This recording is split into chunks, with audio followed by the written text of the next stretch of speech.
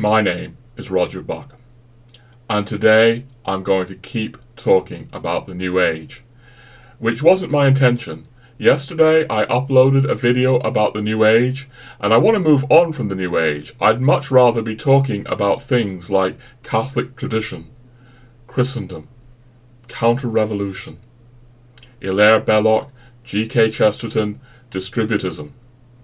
All of these are things that I would much rather be talking about than the New Age. But, as I started to say yesterday, it seems that the New Age is something that's very important for Catholic traditionalists to be aware of. And I felt yesterday, actually, I feel quite unhappy with the video that I've uploaded. I think it's worthwhile, but I think it needs supplementing. Because one of the ways that I'm actually unhappy with it is that I actually feel like it was too soft on the New Age. A bit too namby-pamby, if I'm honest. Yes, I called the New Age a menace. But, friends, something I'm trying to do, I am aspiring to a gentle traditionalism. Hence my book, The Gentle Traditionalist. I do think that there's a lot of vicious, attacking stuff on the internet these days, on YouTube, and I'm aiming for something a little bit more gentle and compassionate. And yet, what I want to do today is really talk to you about why I find the New Age pathetic, or in so many ways pathetic. And I mean that in the sense of pathos. In the original sense of the word pathos.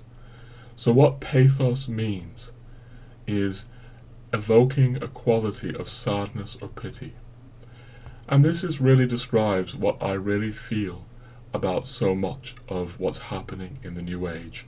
That people in the New Age movement are being deprived of Christ and His Church. Now this is something that is very alive and real for me, because I spent, as I said yesterday, 20 years in the New Age. And by the grace of God, I managed to sort of escape from that. But I think of what my life would have been like if I'd spent another 20 years, or if I'd spent the rest of my life within the New Age movement.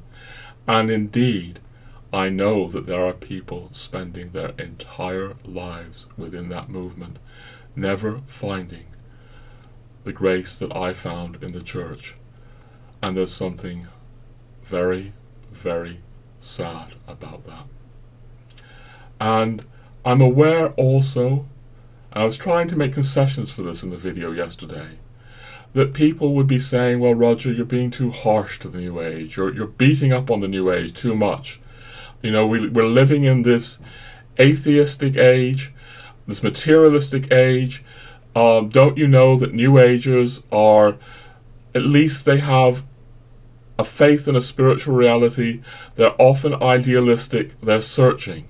Aren't you being too harsh? Well, I want to respond to that kind of criticism today and why I really feel like I've been too namby-pamby. And I think I'm just going to give you a couple of snapshots of things that I've experienced in the New Age. It's just really the tip of the iceberg, but maybe it'll give you a sense of what I'm getting at. So, for example, here's one snapshot. I've told you that I lived at the Findhorn community for about 2.5, 3 years back in the late 80s, Findhorn being maybe the most famous New Age community in the world. And I was really then completely buying into New Age ideology. But it's a very strange thing. There was one aspect of New Age ideology, which, as I said yesterday, is so often utterly interlinked with the left, utterly interlinked with progressivism. There was one aspect that I didn't quite buy into. I didn't buy into abortion. It really disturbed me somehow. And a whole issue came up with somebody really quite influential at Findhorn. And there was this attitude of like, well, Roger, you're neurotic about abortion. You know, how you've got to think about it is this. The soul who is incarnating may not necessarily need to have an incarnation. So you could have a kind of meditation with the incarnating soul to ask it not to incarnate, and then you abort the baby. That's really just the tip of an iceberg of what I see in the New Age. And it points to a number of things. First of all, we're not going to go into this today, but New Agers, almost to a T, absolutely believe in reincarnation. And there is a paradox there, because, New Agers, as I've said, generally claim not to have religious beliefs. But that's a very Eastern belief that you will find throughout the New Age movement. It's a clear doctrine that's held. As I said yesterday, the New Age is operating as a religious system. And it's often operating in a very feel-good way. I've seen so many instances of this, that you can be in the New Age and you can be told that it's just okay. It's okay to have an abortion because you can contact the incarnating soul and arrange for that soul not to incarnate. And it may not really cross the New Age mind that that's very convenient. It's a very convenient kind of way of looking at life. If these things now make me shudder. They make me shudder as I imagine they make you shudder. But for millions and millions and millions of people, I think now, who are in some way caught up with New Age ideology, not necessarily in the tight core of the New Age movement, but in some way caught up with New Age ideology, they don't make them shudder. They give them a kind of feel-good out, a way of just going with the flow of modern culture. And the New Age really is about the flow of modern culture. What I've experienced there is that New Agers tend to think that they're countercultural. But, on issues like the Holocaust of abortion, they're not countercultural at all. They're actually very much flowing with the culture. The church, the Catholic Church, seems to me, and especially Catholic tradition, the traditional Catholic Church seems to me far more counter-cultural than the New Age. And another thing that's coming to mind, I remember actually at the time of the Twin Towers falling in 2011, there were people talking about how the people who died in those towers had made actually contracts to disincarnate at that time. So often the New Age has this kind of feel-good answer to everything. It has this kind of happy, upbeat, everything is okay. You don't have to worry. It's a sort of core thread moving through the New Age. And over the years, it's come to disturb me more and more and more. I'll give you another snapshot. A number of years ago, I was talking to an old friend of mine in the New Age, a lovely woman really, and she was reading this kind of channeled New Age text. I don't really remember what it was, but it had this whole theory of evil coming from extraterrestrial sources. And the extraterrestrial sources were held to be some kind of lizards or reptiles. I can't really remember. So this book was sort of positing these extraterrestrial evil lizards. Now you may find that really very, very batty, very weird. But here's the rub. The book was actually saying that the origins of the Catholic liturgy came from these extraterrestrial galactic lizards or whatever they were. And, okay, the book is drivel. And a lot of New Age books are drivel. But people are just buying into that. They're absorbing these ideas, these subtly, or often not so subtly, anti-Christian ideas. They're through and through and through the New Age. And that's why I really feel like I did not speak about it strongly enough yesterday. Okay, so much more might be said about the New Age. but I don't think we're going to say much more in this video. In fact, I'm going to try doing something different with this video. I'm going to make something shorter, more just off the cuff. My main purpose here was to make some kind of reparation for my tone yesterday. I'm just going to say something about also my attitude towards making these videos. In my books and in my writing, I am a perfectionist. I can explore these ideas in detail, in great length. I'm finding with these videos that I have to speak in very, very broad strokes, cartoon-like categories sometimes. Sometimes I flood my lines, like I just said a bit earlier when the Twin Towers fell in 2011. Of course, I meant 9/11, 2001. And on these videos, I'm very much letting myself be an imperfectionist. I don't have time to perfect them, and this is not my natural métier, speaking. I'm a writer. So for the clearest things that I'm saying about the New Age, if you're interested, take a look at my books. But that said, maybe just speaking in these informal YouTube videos, a little bit crude, a little bit off the cuff, a little bit raw, maybe something more direct will be communicated that's of value. So I'm going to give up the idea of structuring you a whole video about the New Age now. I may just throw in a couple of last little snapshots, as I'm calling them. Because really, what I just said about the New Age is very much the tip of an iceberg. Here's something else that just came to my wife Kim not too long ago. Someone said to her something like this: well, when did the church suppress the Gnostic Gospels?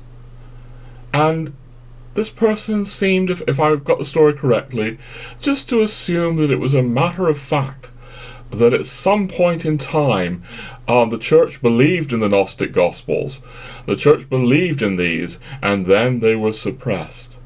All kinds of very strange ideas are going through the New Age that New Agers believe in. New Agers are often very, very favorable to Gnosticism. In fact, in many ways, the New Age can be seen as a resurgence of Gnosticism.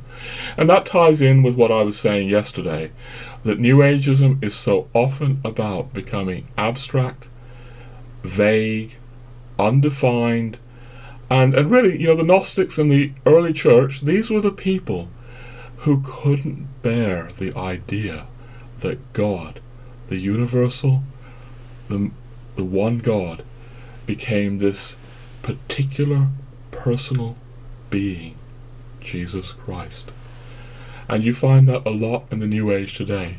New Agers often really don't like, in my experience, the name Jesus. They'll talk about sort of abstract things like the Christ consciousness, or how we can all achieve the Christ consciousness.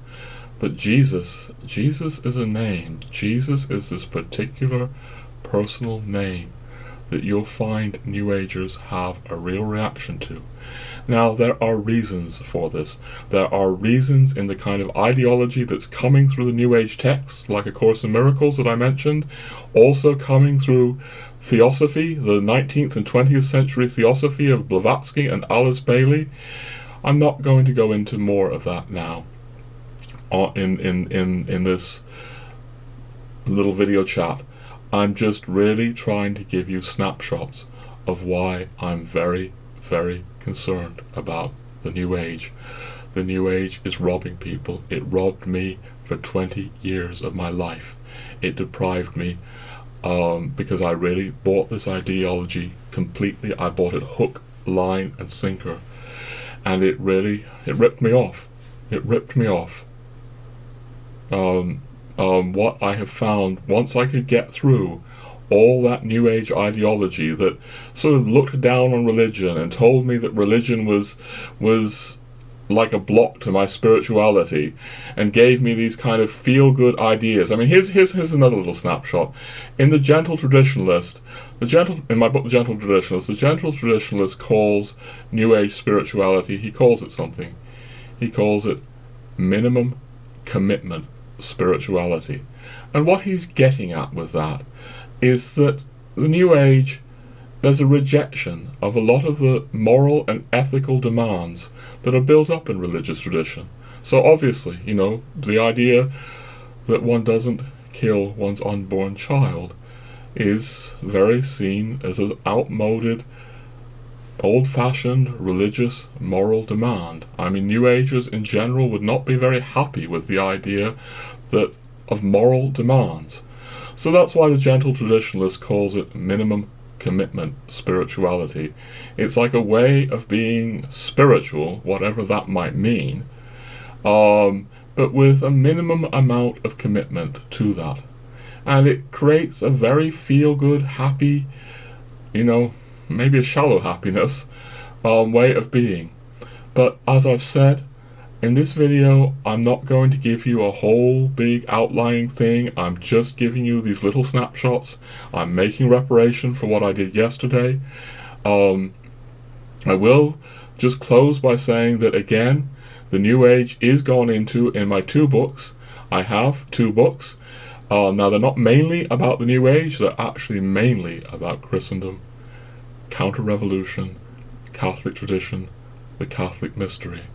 But yes, in my most recent big book here, I do go into the New Age quite extensively for a few chapters, and then I also touch on the New Age in my little book here, The Gentle Traditionalist. And that's a sort of lighter and more accessible approach to the things I'm trying to talk about in the big book and in these videos. Anyway, friends, as I say, just a few little snapshots. Won't say more now. I'm really hoping to actually stop talking about the New Age for a while and really get to the stuff in the next videos that's much more juicy, much more rich, much more meaningful to me about the Catholic mystery and the way the Catholic mystery completely changed my life and gave me something so much deeper and richer and just incredibly more meaningful than anything I ever found in the kind of feel-good New Age. So yeah, that's the good stuff that I want to get to in videos to come. So that's all I'm going to say for now. Thank you for listening, and God bless you.